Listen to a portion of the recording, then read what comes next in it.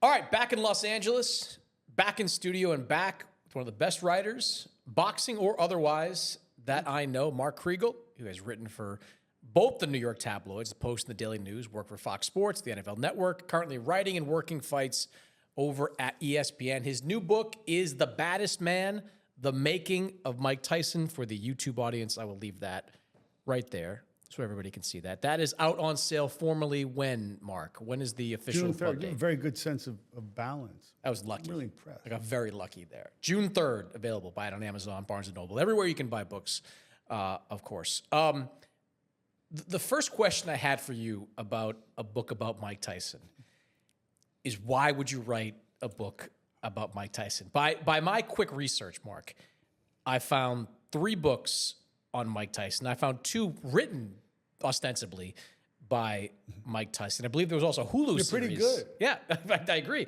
There's a Hulu series, I books think, are pretty good, yeah.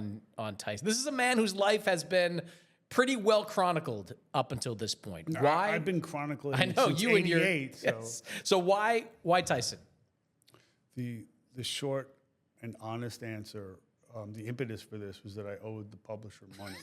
No, I'm dead serious. I had a project I was working on for a long time, didn't come to pass. I tried my hand at another novel. Obviously, that didn't pan out.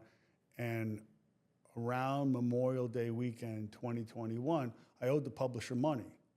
They said, hey, it's time. And I've been trying to give back the money for so long. And I was like, here, take the money. I don't. Editor says, well, would you consider doing Tyson? Because I think he had just fought, or recently had fought, Roy Jones, and it was becoming apparent to people, not boxing people, how commercially potent he remained. And I had this thought in my head, and I really wasn't in my right mind. I'd torn a hamstring, and I was highly medicated. What part of my body would I drive a spike through rather than relive my Tyson experience? I was like, no way, absolutely not. And I had a friend of mine, a writer friend. He goes, what are you talking about? He goes, it's your duty as a writer to never give money back. I don't care what. I agree with that friend, for the record. And I was like, yeah, watch me. He goes, what are you talking about? You could write this book just with what you know off the top of your head. What are you, high? I mean, I'm the high one now from the hamstring meds. And of course, in seclusion, you can't get up off the bed when you tear the hamstring up by your tush. I started thinking, well, maybe I could. And so I called the editor up. I said, could I make it more like an essay type book about? I've always wanted to write something about fighters and writers and newspaper business when there was one, especially covering boxing. And Tyson was a kind of case study for me. First as a police reporter, then later as a columnist. So he goes, sure, whatever you want. Okay, make some calls. And I thought I found a way in. And actually the model I was using, I have no real interest in the royal family, but there's this great book about Princess Margaret. It's told in these great anecdotal installments. And you get this picture of this woman who I didn't really care about, but it's fascinating. I'm like, maybe I could do that with Tyson. This is my friend's advice. Anyway, It was good advice. But it was all to avoid having to confront the subject in a proper biography, as I had did with Joe Namath or Pete Maravich or Ray Mancini. I didn't want to go there because I just thought that the task with Tyson was too daunting. Anyway, the editor says, yeah, sure. And as I'm constructing this book, it gets fuller and fuller and fuller. And one of the peculiarities about Tyson is this guy generates so much story. It's just like an engine for narrative, and it keeps going, and it goes in all sorts of directions that even I, who had been covering him for a long time in various different ways, hadn't anticipated. So couple of years later, sitting down for lunch with the editor. I said, "Oh, you like it?" He goes, "Yeah, I really like it." Okay, great. But we talked about this little skinny book, and I got about like 80,000 words, and Tyson's 16. What do you want to do? So he says, "Can you make it 2 volumes?" Absolutely not. Absolutely not. No way. This is the first volume. But the reason I said that, I mean, first, I didn't know if I could get through it psychiatrically, but at least the theory of this, there are certain seeds I tried to plant with Evander, with Lennox Lewis, with his very particular love of other fighters, with the ear biting that were planted in the first book that was supposed to pay off in the second. Mm-hmm. So, at least I have some of the interviews done for the second book. You mentioned your experience with Mike Tyson goes back to the police beat in the New York papers, and then, of course, covering him for many years. Tyson, Brownsville, Brooklyn, and a larger-than-life figure. What are some of your earliest experiences with Mike Tyson? First Tyson assignment I got, I was general assignment reporter, which for me at that time was the summer of '88. What I was at the Daily News, I covered like crack dealers and filled in on mafia trials. And can I curse? Yeah. I fucking loved it. And then I played enough basketball. They tried me, like I wrote some basketball pieces, and that's how the Post needed a sports columnist, and they kind of finagled me in there, but that was later. Mm-hmm. But the first Tyson job I got was, I get a call like 4 a.m. I'd been at the paper maybe a month and a half. Get up to Harlem, go to Dapper Dan's. I'm like, what's Dapper Dan's, a club? No, it's a clothing store, asshole, just go. Okay. He got into a fight with Mitch Green. And on one level, the story was a goof, and you still had like local news, TV news was prominent, the news trucks, and there was a lot of heat on this story. It was right after the Spinks fight. And you had like Mitch Green posing with his messed up eye and calling him Cicely Tyson. It was a great tabloid story. What we didn't realize at the time is that this kid, and he was still a kid, his life is coming apart. The other thing that fascinated me, not just about Tyson, but it was Tyson adjacent, I guess, is the Brownsville neighborhood I wrote about a lot. I covered the killing of a cop in the Tilden Projects, which is actually I think it's where Shushu Carrington's from. And I followed this case for like a year. And I thought it told the story, certainly of where Brooklyn or Brooklyn North was at that time. And I felt like this cop, black cop, and didn't get the pub that it might have gotten otherwise. This forgotten cop told the story, and his sort of martyrdom told the story of where the city was. But it was a crazy, crazy time in the city, and all those kids who are now like the stick-up kids from yesteryear, who were now like full-on gangsters and kingpins, and many of them about to die or go away forever themselves. Those kids were contemporaries. Many of them, most of them, were in many ways contemporaries of Tyson. But Tyson goes to an infamous juvenile prison in the Bronx where you got sent, Spofford.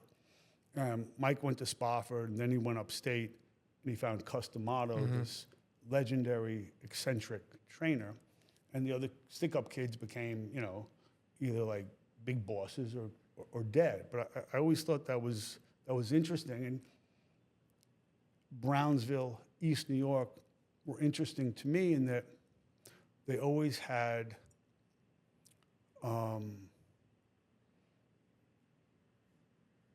it was the original Murder Incorporated neighborhood, and this was just another kind of Murder Incorporated, and he came from that.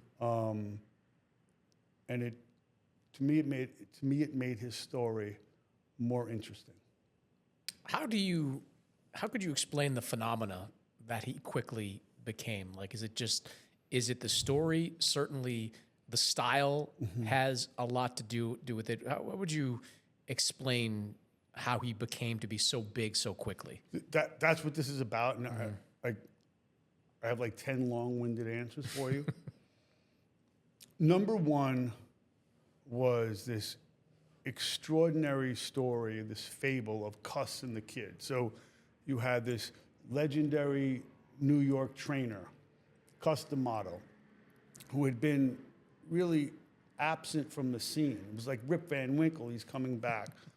And he finds this kid, in a juvenile prison, gets him out, rescues him, and they're each going to do something extraordinary together. Now, D'Amato had previously had the youngest heavyweight champion ever in Floyd Patterson, but this guy was going to be even younger. So you begin with this sort of fable. Now, a lot of it, wasn't exactly true, or it missed some of the more important and nuanced points. But you have this beautiful, beautiful story of Cus and the Kid.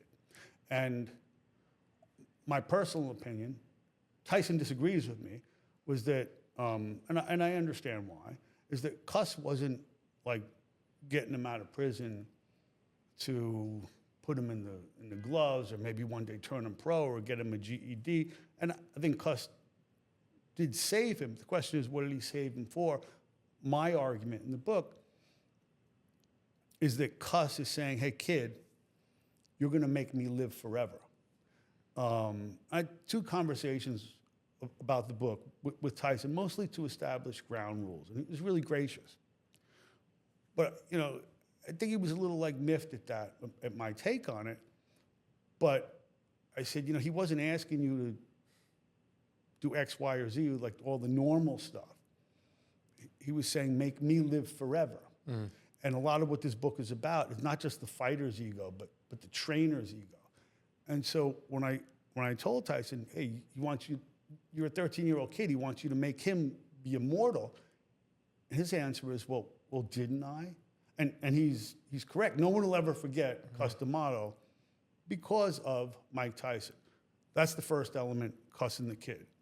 The second element, or maybe the first, is the nature of Tyson's talent. I mean, we're always talking, we know from our business, nothing gets you over more than a knockout.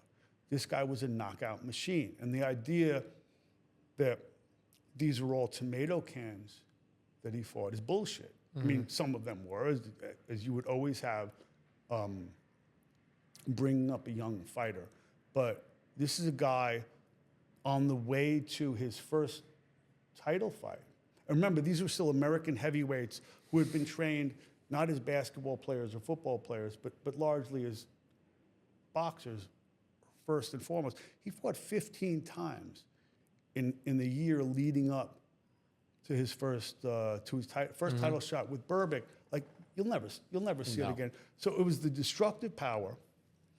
It was the idea also that there was an economic engine ready for him. A decade, I guess, before HBO discovered how much they needed Tony Soprano, and that to get that 18 to 49-year-old male demographic. It was Tyson. Tyson, I don't know if you could say he built the network, but he went a long way toward fortifying it and establishing it with that demographic. They sold huge numbers of subscriptions. And finally, what becomes apparent at the Spinks fight, which was another fight of the century, even though it was incredibly lopsided, they realized that they now have the technology for pay-per-view. The last component, I think that you can't really understand, whether you're a wrestling fan or not, it doesn't really matter, but you can't understand America without understanding wrestling. And not only was Tyson like a wrestling fan growing up, but what he said in the post-fight interviews, like, I was trying to put like his nose through his brain, like his handlers wanted to squelch that. But whenever he opened his mouth, you're like, what? What did he just say? And you stop and you listen. So if you look at it like a wrestler trying to get his character over, he was the most over guy ever. So you had a romantic story, you had the economic mechanism there, and you had a guy who was knocking everyone out. I mean, I have a matchmaker. I don't know if you know Ron Katz. Yeah. All right. Katz says, I had to literally push opponents out of the dressing room to fight him. And then you have this character who every time he touches the mic, you don't know what the hell is going to come out, but you're also not going to miss it. And it's one funny thing, because it shows how long ago we are. Because D'Amato had so many excellent writer friends, and he had cultivated them since the 60s, like Gay Talese and Norman Mailer and Pete Hamill, who was like my rabbi. Tyson had literary cachet before he had street cred, but all the TV executives, ABC, which he had to deal with for a time, certainly HBO, read all that stuff, and that contributed to the sense of, we have to get this kid at all costs. Is that a long enough answer for you? It's a good answer, and you're right. You remember all the iconic in-ring moments from Mike Tyson, but maybe as much as anyone, you remember everything he said before the fight, but after the fight. I mean, just off the top of my head, the "I want to eat your children" line, which is viewed tens of millions of times. And it's not just in the good times either, like at the very end of his career. Do you know what that was about? Really? Eat your children? Yeah. No. Part of it was, he was naturally great at selling a fight.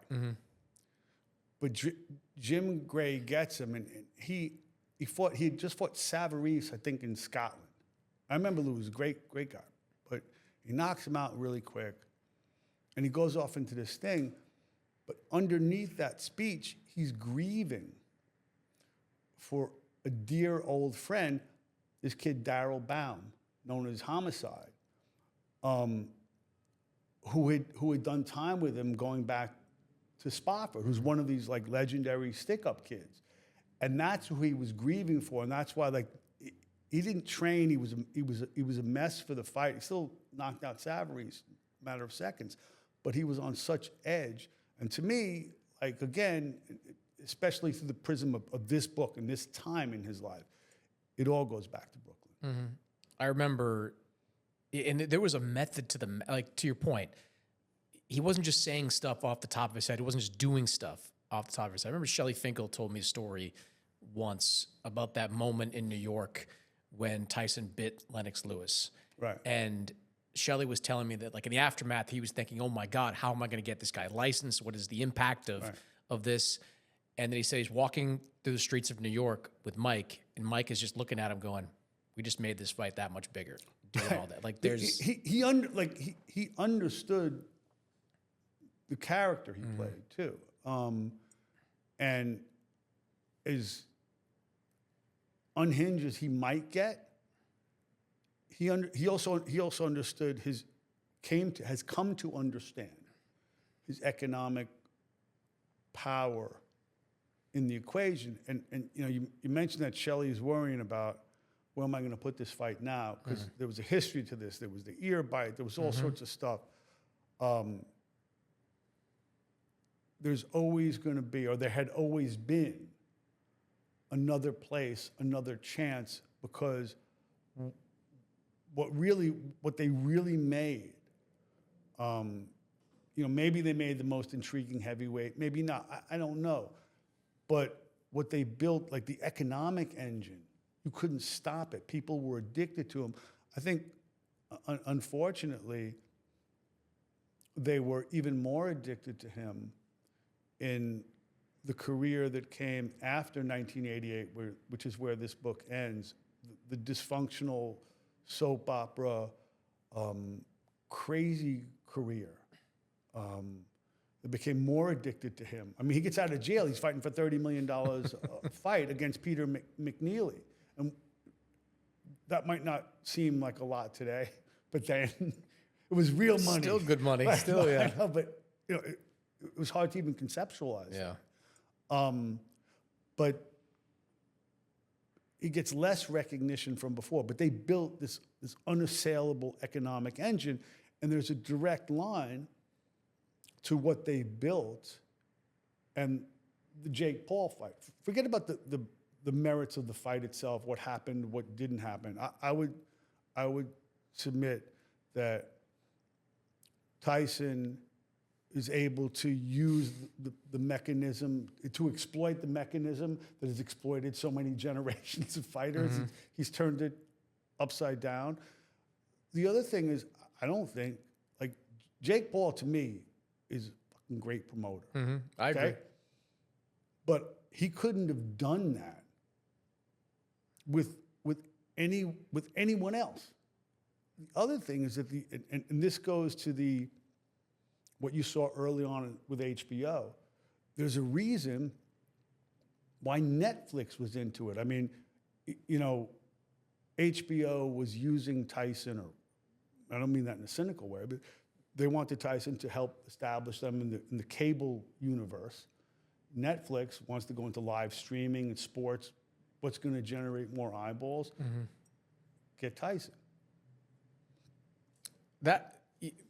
The Jake Paul stuff, that to me was the saddest I think I've ever felt for Mike Tyson. I didn't feel sad for him coming back to face Roy Jones because I thought he looked better than Roy Jones that night. But it was kind of sad to me to see him in the ring at 58, not able to do anything close to what he was able to do, and maybe more so after the fact, where he's not even then he's not really accepting that he probably shouldn't do this again. Like, he's challenging Logan Paul in the ring after that fight's over. But you're always left to wonder, and this is, to me, this is sort of symptomatic of that latter part of his career. Like, what's a fight and what's a work? I'm not saying it was fixed. It's just like, I think you would agree with me to some extent. Every fight is a hustle. Yeah. That doesn't mean it's a bad fight. It doesn't mean it lacks merit. I mean, the goal of a promotion is to make you believe that objectively something may not be true, right? Like, if you just look at things objectively, this guy versus this guy. No, this guy got a chance. This guy's got a chance. And in television, we contribute to that. We in a way, by definition, you know, without meaning to be dishonest. I don't think it's just like, hey, this is the fight. Yeah. Well, this could happen, but that could happen too. And it's a sport that, by its very definition, is sort of nuts. Anyway, this, you mentioned the book takes you up until the late 1980s. 88. The Spinks fight. Spinks fight. Okay. You covered him so much over the years. As you're going through the reporting and the writing out of this book, do you find yourself learning new things about Mike Tyson? I mean, I found out he had a half brother. Spoke to his half brother. There was some really revelatory scenes. There's little bits and pieces at the margins, like an interaction with Rosie Perez. There's some like gangster stuff in Brooklyn. I don't know if you remember, he was a great ball player, a guy named Lloyd Daniels. Became I remember him back in the day. They used to say this is like Larry Bird and Magic had a son. It's Lloyd Daniels. And then he went to UNLV, all sorts of problems. But Lloyd grew up next door. And he says to me, and Lloyd had a bunch of alcoholic uncles by his own recollection. raised without a father, succession of grandmothers, and got into a lot of trouble and got shot.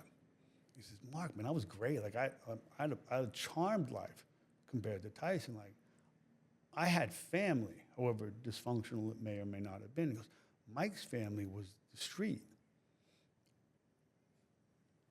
In that way, one of the things that blew me away in the book is, in lieu of a conventional family, Mike's family, not just street guys, but fighters. Like I can't tell you how many stories I got of Mike, like breaking off 1,000, 2,000, 5,000, whatever it is, for fighters who are, completely out on their luck. Some of that's in the second book. Fighters he's buried. Edwin Rosario, great fighter, after his loss to Hector Camacho, very close.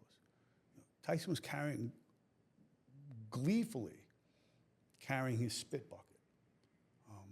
Tyson adored Duran. That's out there, but in a way that he felt some simpatico with Duran, because Duran was a street guy. And it doesn't even, because D'Amato had him so steeped in boxing history and folklore and so caught up in the idea that he had to beat not just the guy in front of him, but legends who were like long gone. So guys who had been dead for forever were real to him. There's a scene in the book where he sits down with Randy Gordon, who was then or became the New York State Athletic Commissioner. And they're watching film. They're watching film of Liston. And Tyson's 17 years old. Black and white film of Liston kicking Cleveland Williams' ass. And Tyson starts to weep. Like, Mike, what you crying? Yeah. Why are you crying? Because I can never beat him. It's like, it's like that Jake LaMotta line. Like, he's a heavyweight, you're a middleweight, what the hell's it? It's like, why you gotta beat him? Like, he's dead. You're never gonna fight him. He goes, no. I fight him all the time. He goes, where do you fight him all the time? He goes, here. And that's how real fighters, alive and dead, legends and otherwise, were to Tyson. Grew up. Cus D'Amato's passing, 1985, obviously had a massive impact on Mike. How would you characterize how his life changed, how his world changed in the aftermath of Cus' death? Look, he lost the closest thing he had to a parent.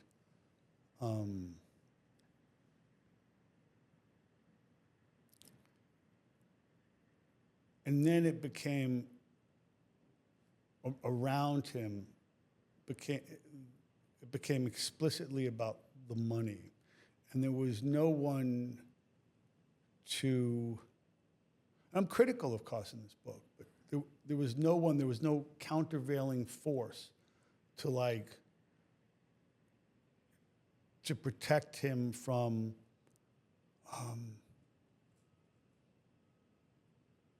the avarice and greed. Even people who thought they were doing him a great favor. The other problem was that the guy that D'Amato ostensibly left in charge, longtime manager, a fight guy named Jimmy Jacobs. Jimmy, and this, I don't think they were, particularly honest with Tyson. Jimmy had cancer, and he had had cancer since before meeting Tyson as a kid. But he was really driving Tyson's career. He was a really demanding guy, really smart guy. Could also be something of a pompous guy and a prick, but he filled the next closest role to D'Amato, and certainly Tyson trusted him. But D'Amato passes in November of '85. Everything's okay, but as you see the lead up to Spinks, where the prize is getting bigger and bigger and bigger, and HBO redoes its deal. You're talking about tens of millions of dollars. You're talking about, by the time of the Spinks fight, you're talking about a kid who's 20, 21 years old, who's making more that year. I think the Yankees and the Lakers combined, or the Celtics and the Lakers combined, like for real, payrolls of the entire teams, including like the Yankees with no salary cap. And that type of greed engendered a lot of hustling, a lot of hustlers. Don King enters the fray. Don was absolutely brilliant, but as Jimmy is dying, Bill Caton, the other ostensible manager, who is remote, stiff, not a particularly charismatic or sympathetic personality, he's trying to hold on. And you have the entrance of Robin Givens and her mother. And at this point, where the book ends, you have Donald Trump, ascendant. He's trying to make his move in boxing. And eventually he's going to become, however briefly, a Tyson advisor. So you have everyone grabbing for a piece of this human pie. And I think, I don't mean this in a clinical sense, but I think my argument is, for a lot of reasons, going into the Spinks fight, like the only thing that was keeping him like sane was the fighting. It was actual fighting. But the world around him was so greedy, so nuts, and everyone was hustling.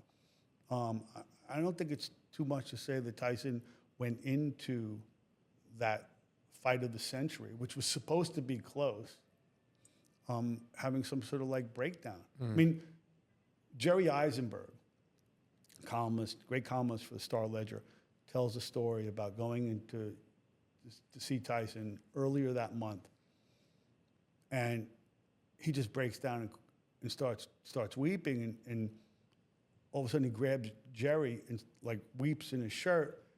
Jerry's got to go back. He's sobbing so forcefully, Jerry had to go back to the room and change his shirt. This kid, there were all sorts of stuff roiling up right before the fight. 10 days before the fight, Robin Givens goes to Wally Matthews of Newsday and the whole Givens family. And they do a story depicting Mike as drinking way too much, he's violent, putting aside the merits of the story or not, the truth or not. Can you imagine a story like that breaking like with a week to go? No. And then like Robin Givens goes on TV, says Bill Caton, the now only living manager, he got a team of private detectives on my mother. He's trying to break up our marriage. Like this is full on nuts. I remember, and I'm still covering cops. I'm not a sports writer. I remember being in the newsroom, like watching this thing, like the Barbara Walters interview, all the stories we're doing. I get a tip like he just tore up the house in Bernardsville, the mansion. And I'm thinking to myself, oh, wow, this is what it is. Like this is like the full tabloid heat, man. This is what they mean. And in my mind, Tyson and Robin, certainly Tyson, that's the genesis of like tabloid culture. But whether it is or isn't, I don't know. But to me, it sure as shit was. You said something before, and I'll shut up if you want me to, but about what surprised me. And I'm ashamed to say this, but so I covered him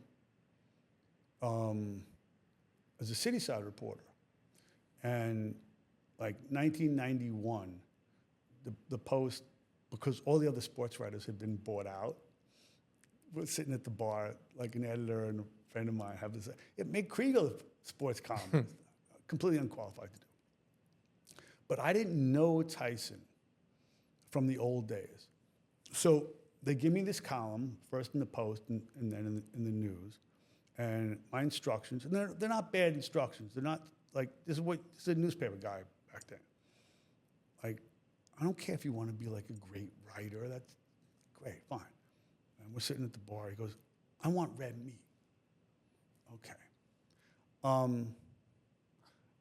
Tyson became the villain in my column. It wasn't a stretch. It wasn't dishonest. It certainly wasn't nuanced. It wasn't forgiving. I could have done a lot better job. I'm sure I wrote a lot of crap. Some of it was okay. Some of it was just crap. I thought was good at the time. But it wasn't like I really had to make friends with him. Even when like we're together at the same event, whatever it was, by then he was full on snarly. I'd covered his trial in Indianapolis. He didn't like us. We didn't like him. Fine. So he's my villain. Fast forward 2012, doing a column for Fox, and I go to see his one-man show in preview at the MGM, and it was before like Spike got hold of it and spiffed it up and made it like really well produced, and it was still raw. And he was still learning how to be on stage, and I'm watching this thing, and I'm holding back tears because it was raw, because he was unpracticed. And we sit down after the show and, do my little thing for the column. And we talk about, I said, hey, the first time I ever covered you was Mitch Green. And then, like, I got a tip, like, tossing shit around the Bernardsville place. And he's like, yeah. And we went over some other stuff. I said, was that true? He said, yeah. And he turns to me. And he says, and he's like newly sober at this time, or not drinking. I think he was like a vegan. But I'm still like kind of choking back the tears. And he says, well, how'd that make you feel? I said, what? What do you mean, how'd that make me? How'd that make you feel? And he's talking about running around the city chasing him. I thought about it. And it was like getting high. It was like, there's an adrenaline. There's a buzz to that. You become addicted to that kind of story. And he wasn't a smart ass about it. He was cool. He just like kind of nods at me and like in a kind of recognition, like, yeah. Mm. It wasn't until that day, again, I'm ashamed to say it wasn't until that day that he actually became like real to me, like a human, like a real person. I have to ask, Donald Trump kind of ascends, as you said, at the end of this book. He plays a role in the career to a degree of Mike Tyson, now, of course, the most powerful man on earth. And I'm sure you'll write more about it in the next book, but how does Donald Trump become intertwined with Mike Tyson, and how intertwined are they? Well, I mean, now I don't think, I think Tyson likes him. Well, not now, I guess, but in those days, Well, Trump was then regarded as like this sort of sainted capitalist figure, like he had the brains. In point of fact, and Jeff Pearlman in his book on the USFL does this really well. In point of fact, he had just like kind of blown up the USFL. Certainly the New Jersey Generals, which were the key piece to it. I think he just pushed too hard. So he's looking to get back into sports. Tyson gets you coverage. I think at that point, Trump was really welcome in, and the force or the people who want him in are Ruth Roper, who's Robin Givens' mother, an extraordinarily formidable woman, and Robin. So they want him in. They want Trump. You take care of the money, and Trump wanted it because he had these Atlantic City casinos, and at that point, Atlantic City was about to unseat, and using Tyson to unseat Vegas as the capital of the boxing world. One of the things Trump did was create a tunnel from his main hotel to the arena, the convention center. So you wouldn't have to like go through the riffraff on the streets. You could still like be a high roller and not go out to that like wacky, those streets near the beach in Atlantic City. But this was a real move by Trump. And what they realized, again, Tyson is such an incredible economic prize, is that when Tyson fought, and this Trump realized, or Trump's people realized, was that when Tyson fought, the drop in the casinos went through the roof. So that was Trump's motivation, and then he was briefly an advisor. My personal opinion, and I haven't done the reporting on this yet, is that ultimately nobody was going to supplant Don King. And Don King methodically moved everyone out for two reasons. He was brighter than the competition, and he was tougher. And all the stuff, I'm sure it's all true, all the bad stuff about Don King, a lot of it happened. His history to me is absolutely fascinating. I think it's inevitable that Tyson goes to him. But he was so much smarter than everyone else. Seth Abraham, really, HBO at that time, really, really smart television executive. And he was very close with Don. They used to read biographies of Lincoln, Frederick Douglass. They would compare notes. But he said Don played the long game, and you didn't even realize until you realized what he was actually doing. So Don wants to depose Bill Caton. He does this by forming or being part of an alliance with Givens and Roper. When Mike starts to feud with Givens and Roper, he's supporting Mike. And there are two. I don't mean to sound like Freud, but there are two engines within Tyson. One is, he's really bruised and hurt and damaged. His mother dies young. His mother dies before Cus. And he's always trying to tell her, I'm not a bum, I'm not a bum, I'm not a bum. There was something broken in his mother, I think, after the dad left. And there's a scene in here where he tells his shrink, later in life, will you be my mom? And he's always looking for the mother figure, always. The second is, there's some question, at least in Tyson's mind, is who's my dad? Is it the cab driver, the guy who drives a livery cab? Or is it the more street gangster kind of pimp type guy? And Tyson writes, it is really extraordinarily confessional autobiography. I'm praying, I'm hoping my dad is the pimp. I wanted so bad for my dad to be the street guy. And if you look at Don is brilliant, Don is well-read, Don is methodical, but Don is also, he's not just a street guy.